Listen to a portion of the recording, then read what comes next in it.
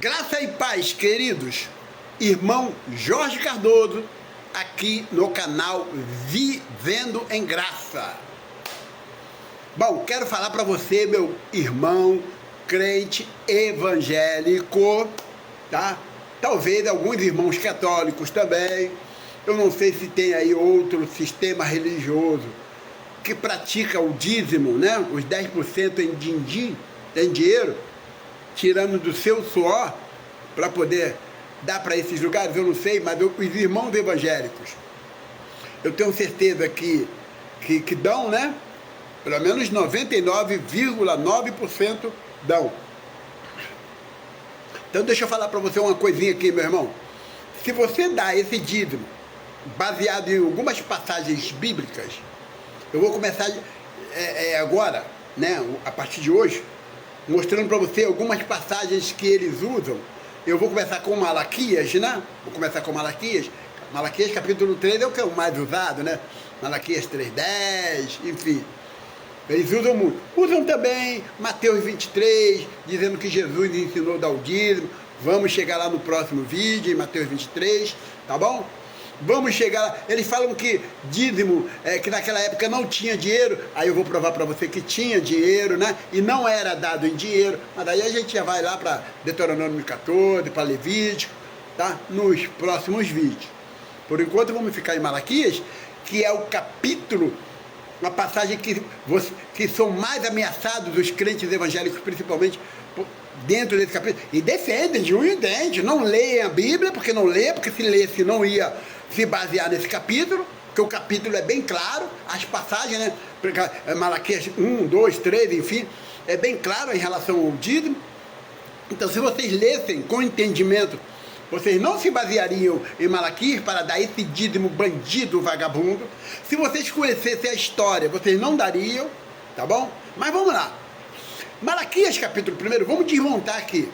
Malaquias 3, capítulo 2 e capítulo 3. É rápido, porque eu não vou ficar aqui dando passagem para você, versículo tal. Não, você que vai ler. Toma vergonha na cara e abre a sua Bíblia, tá? Abra a sua Bíblia com entendimento. Então vamos lá. Vamos lá, começar pelo capítulo 1. O capítulo 1, ele já começa dizendo, né? Peso da palavra do Senhor a toda Israel, ou a Israel, depende da sua tradução. Mas o peso da palavra ali é para Israel. Malaquias está sendo usado para Israel, ó. Chicote, Israel. Você não é Israel, tá? Olha, existe a Bíblia, o tempo, você tem que saber, o tempo que foi escrito, para quem foi escrito, por que foi escrito. Havia um porquê, havia para quem foi escrito e havia um tempo. O tempo foi aquele, de Malaquias, tá bom? Para quem foi? Para Israel. O porquê? Falando sobre algumas situações, sobre a vinda do Senhor, do juízo que ocorreria no ano 70, enfim, e sobre o dízimo aí, envolvendo também essa questão aí do dízimo, né? Mas vamos lá. Então você já sabe, né?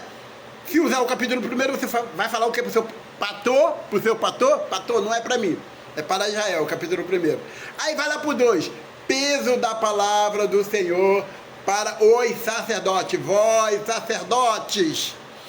Vós sacerdotes, sacerdotes daquela época, não é para você. Aí junto o capítulo 2 com o capítulo 3, é uma palavra só, foi dividido os capítulos, mas ali é uma profecia só, uma chicotada só, uma pancada só para os sacerdotes.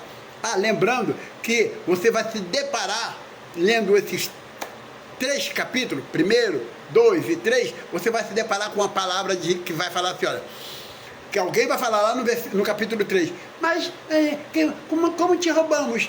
Mas por que te roubamos? Vós e toda a nação, não está no plural. Se tivesse no plural seria nações, né? Mas é nação. Por quê? Porque ele estava falando para Israel. Então vai falar para os sacerdotes. Vós, sacerdotes, e toda a nação. Toda a nação. Ou se estiver falando com alguns de Israel, vós e toda a nação. Não é nações. Tá bom? Não envolve outras nações. Não envolve o Brasil nessa profecia.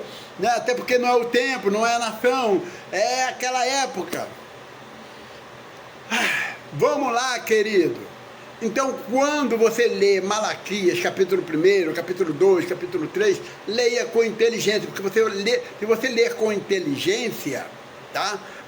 E ler a história, e saber a história, você vai ver que não há demônios ali, é gafanhoto.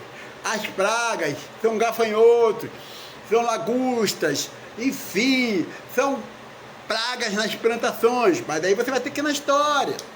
Você não vai saber só nesse capítulo, tá? Então vamos lá.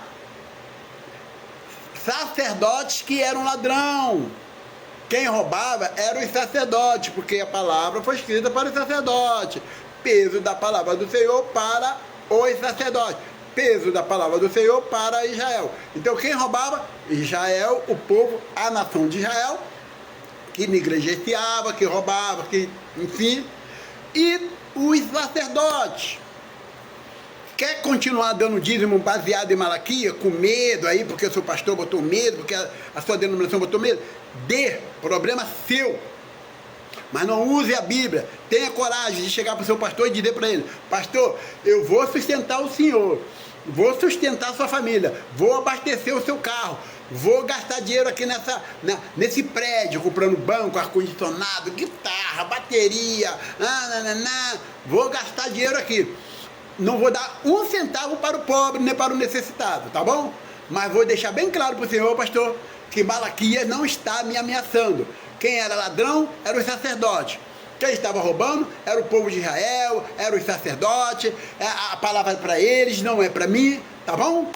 E vamos fazer assim? Né? Tá compreendido?